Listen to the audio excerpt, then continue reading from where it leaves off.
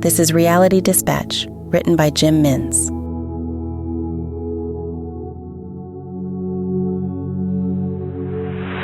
She had never posed before.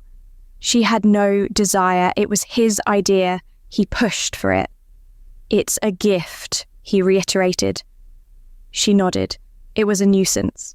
She had work to finish during her stretched weeks. The cows, the pigs, the sheep, the children, all 6 of them. He never thought about anything other than himself. He had no desire but one, to achieve status. "This will give us status," he would say. She frowned. She could never say no to him. He hit her once. Actually, he hit her more than once. But one time, it really hurt. She felt the swelling and was horrified a week later when she washed up in the lake and saw her reflection. She knew that if she made him upset by not participating, he would strike her. She knew that such a strike would lead to a mark, and such a mark would cancel the project, making him angrier. She agreed. She sat for the artist, a vagrant bottom feeder with no personal hygiene. The men chose what she was to wear. She had no say. The artist suggested a black veil in the style of a Spanish aristocrat. "Is that in vogue?" her husband asked. "Very much. I have just travelled through Barcelona. This is what all the noble women are wearing," he explained. "Yes, but she is a wife and a mother. Will this project a sense of nobility? I want people to see this and know that we are a family of means," the husband explained. "I am a professional," the artist said. "I mean what I say, I do what I mean, and I say what I do," he riddled. The husband was confused but accepted the eccentricity as professionalism. He never questioned an artist before, but it was a lot of money to part with. They shook hands and the husband produced a sack full of coins. The artist placed his spectacles on and drew a mid-sized canvas from his bag. Lisa packed away her nice Sunday clothes as instructed. She disrobed away from both men and looked over the valley below the villa that was chosen. She was naked from the waist up when the artist came in without knocking. He had with him the light dark veil that was to accompany her Spanish top. He placed it over her head as she scrambled to cover herself. No one had ever seen her in such a state before except a midwife and her husband. She was ashamed and embarrassed. The artist took no heed of her reaction to his presence and dismissed her concerns with a flick of his wrist as he walked back to the canvas. "Do not spend my time," he demanded.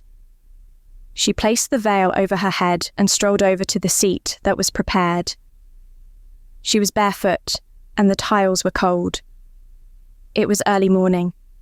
The artist wanted to capture the mist over the mountains before the sun heated it away.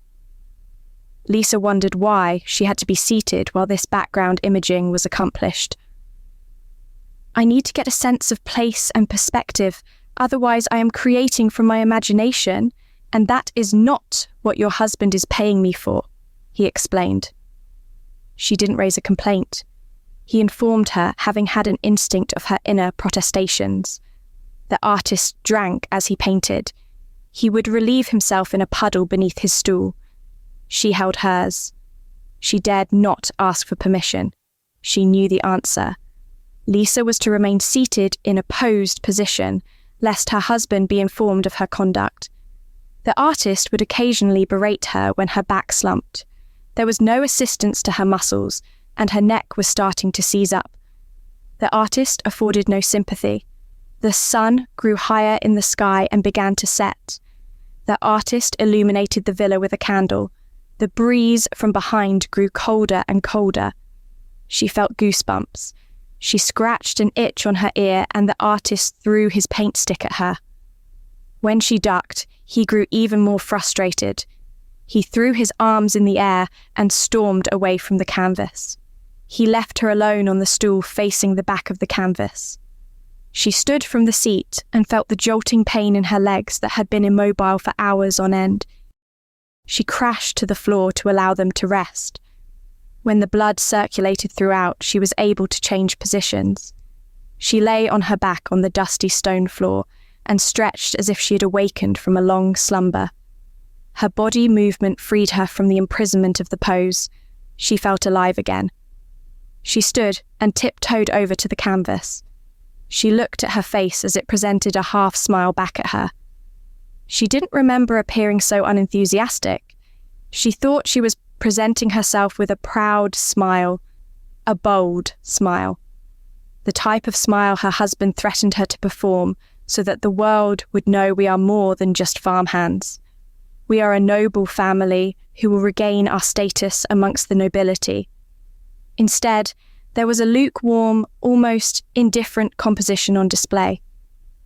She wondered if this was due to the background having been crafted before she was sketched. By the time the artist arrived at her expression, she had waned to his task and presented as a bored housewife. She wondered if this would get her in trouble. She didn't want to be hurt. She lifted the canvas off its A-frame and walked it over to the porch behind the open window of the villa. The paint was still wet as it looked on, judging her actions. Another judgment. She was sick of the judgment. Anyone who saw this painting would continue to judge her. All of her life she had been judged.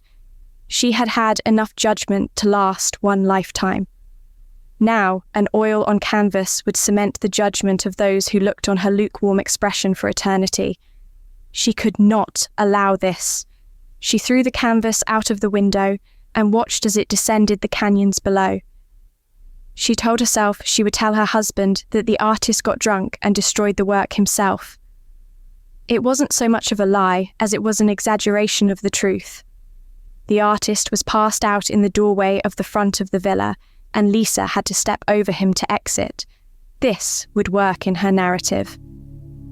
She left her clothes behind and continued to wear the Spanish veil. She walked down the cobblestone street in the direction of her family farm. It was night, and she had never been alone in such circumstances before.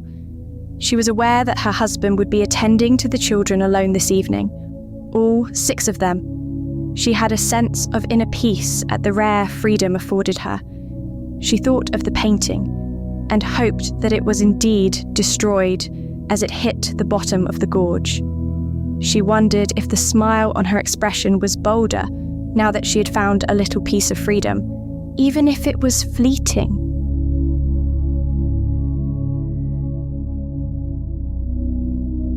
For more stories of fact-based fiction, head to jimmins.substack.com.